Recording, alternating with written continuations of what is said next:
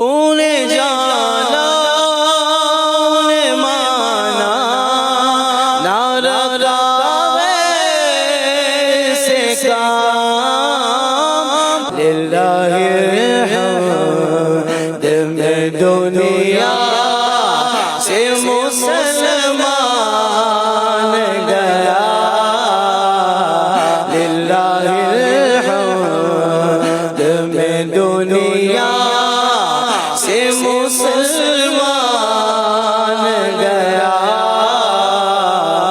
خاص طور پر اس شعر کے حوالے سے میں آپ سے یہ سوال کرنا چاہتا ہوں کہ عمومی طور پر اس طرح کی بات ہوتی ہے نا، اب چونکہ سید اعلیٰ ظاہری طور پر بھی حیات ہیں اور آپ لکھ رہے ہیں کہ انہیں جانا انہیں مانا نہ رکھا غیر سے کام، انشاءاللہ میں دنیا سے مسلمان جاؤں گا، اس طرح کی بات نہیں فرمائی آپ نے۔ یقیناً للہ الحمد میں انشاءاللہ بھی شامل ہے، لیکن یہاں اس مقام پر سید اعلیٰ حضرت نے یہ کیوں ارشاد فرمایا، یہ کیوں کہا کہ للہ الحمد میں دنیا سے مسلمان گیا؟ کیا اس معاملے میں اتنا ہی یقین دکھانا ہے؟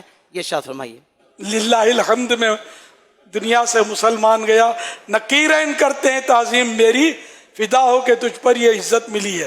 اب نکیرین کی تعظیم کا موقع تو قبر میں جانے سے بعد ہی آئے گا، وہ تو پہلے جیتے جی آپ فرما گئے۔ تو یہ ساری باتیں حسن ظن پر ہیں۔ سرکار سے محبت ہے مجھے کہ سرکار مجھے تنہا چھوڑیں گے ہی نہیں، یوں سرکار سے محبت ہے، سرکار سے عشق ہے تو میرے ایمان کو انشاءاللہ کچھ نہیں ہوگا۔ للہ الحمد، اسی کے لیے حمد ہے، اسی کی اللہ کے لیے تعریف ہے کہ وہ میں دنیا سے مسلمان گیا۔ تو بعض اوقات یہ کہ ماضی کو حال سے مطلب بولا جاتا ہے اشعار میں، بعض اوقات مستقبل کو حال میں کہا جاتا ہے۔ اشعار پڑھنے میں یہ اعلیٰ حضرت کا کلام ہے نا، امام کا کلام کلاموں کا امام ہے، تو اس سے مطلب سیکھنے کو ملتا رہتا ہے۔ تو یہ کہ یہ اعلیٰ حضرت نے لکھا تو کہہ سکتے ہیں کہ انشاءاللہ میں مسلمان گیا۔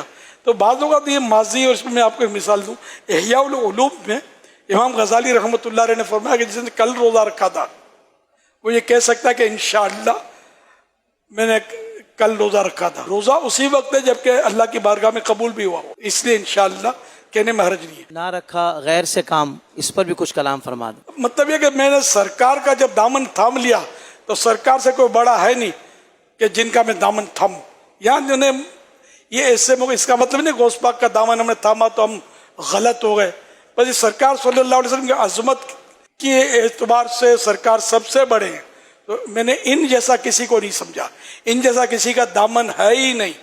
تو یہ مطلب تعویلات تو سمجھ میں آتی ہے۔ غوث پاک کا دامن بھی حقیقت میں سرکار کا دامن ہے، ہم غوث پاک کو مانتے اسی لیے کہ یہ سرکار کو مانتے ہیں، سرکار کی آل ہے صلی اللہ علیہ وسلم، اسی لیے ہم نے جس کو بھی مانا اسی وجہ سے مانا کہ یہ سرکار کے ہیں۔ تو انڈائریکٹ یہ ہوا کہ ہم نے بس غیر سے کام نہیں ہے، سرکار سے کہ سب سرکار کے ہیں۔ سادات کرام کا احترام کیوں کرتے ہیں؟ سرکار کی اولاد ہیں۔ اہل بیت سے کیوں محبت کرتے ہیں؟ سرکار کی آل ہے۔ صحابہ سے کیوں محبت کرتے ہیں؟ کہ سرکار کی صحبت یافتہ ہی ہے۔ صلو علی الحبیب صلی اللہ علیہ محمد۔